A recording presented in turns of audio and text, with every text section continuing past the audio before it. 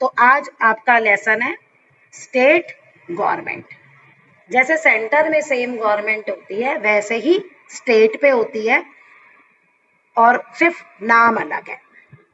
हमारे इंडिया में 3 level of government है, सेंटर, स्टेट, लोकल। सेंटर पे जो गवर्नमेंट है उसे यूनियन गवर्नमेंट कहते हैं एट प्रेजेंट, जिसके नरेंद्र मोदी पीएम है।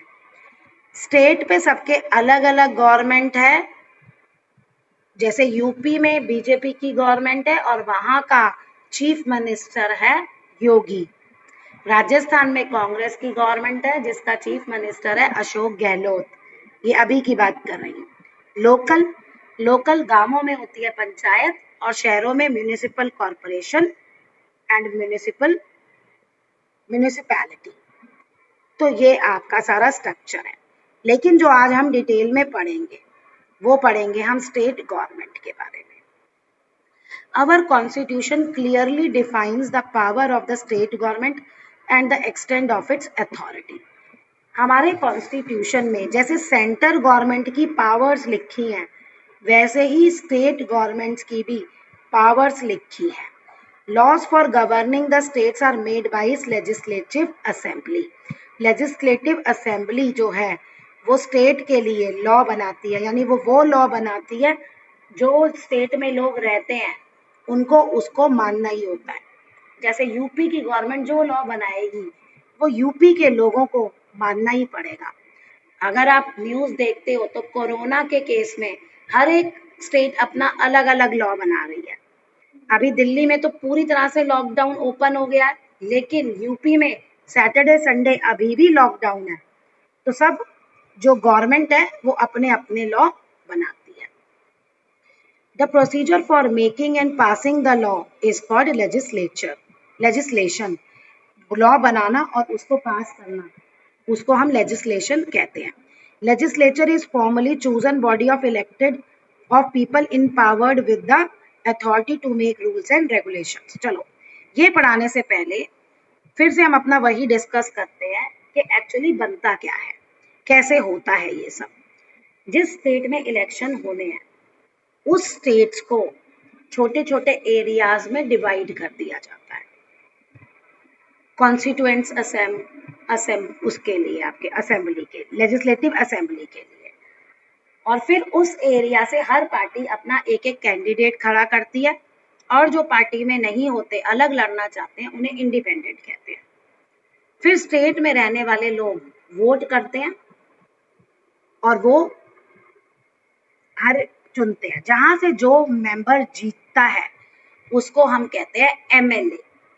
अब ये सारे एमएलए बनाते हैं लेजिस्लेटिव असेंबली, जिसे विधानसभा भी कहते हैं, लोअर हाउस होता है। और फिर इस लेजिस्लेटिव असेंबली में जिस पार्टी की मेजॉरिटी आती है वो स्टेट में बनाती है गवर्नमेंट। लेकिन जितने भी रूल्स बनते हैं और जो पास होते हैं उसमें सारे लोग बैठते हैं, चाहे वो गवर्नमेंट में है चाहे वो गवर्नमेंट में नहीं है। Legislature at the state level is unicameral और बाइकार्मल। इसका क्या मतलब है?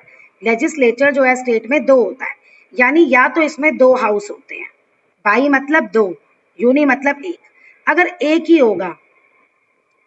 ही होगा विधानसभा ही होगा सिर्फ, तो वो यूनिकैमरल है।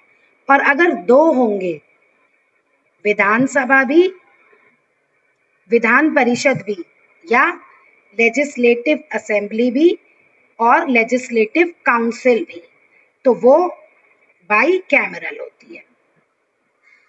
आंध्र प्रदेश, बिहार, जम्मू कश्मीर, महाराष्ट्र, कर्नाटक, उत्तर प्रदेश, इनको छोड़ के इंडिया में बाकी जितनी भी स्टेट्स हैं सब यूनि कैमरल है, यानी कि वहां पे सिर्फ एक ही है, विधानसभा।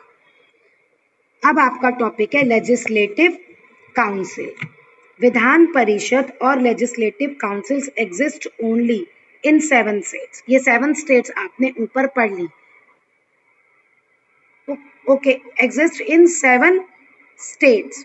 Member of legislative councils (MLC) are indirectly elected, और इसके जो मेंबर्स हैं विधान परिषद के वो इनडायरेक्टली इलेक्ट होते हैं, जैसे हमारे सेंटर लेवल पे राज्यसभा के मेंबर्स इनडायरेक्टली इलेक्ट होते हैं।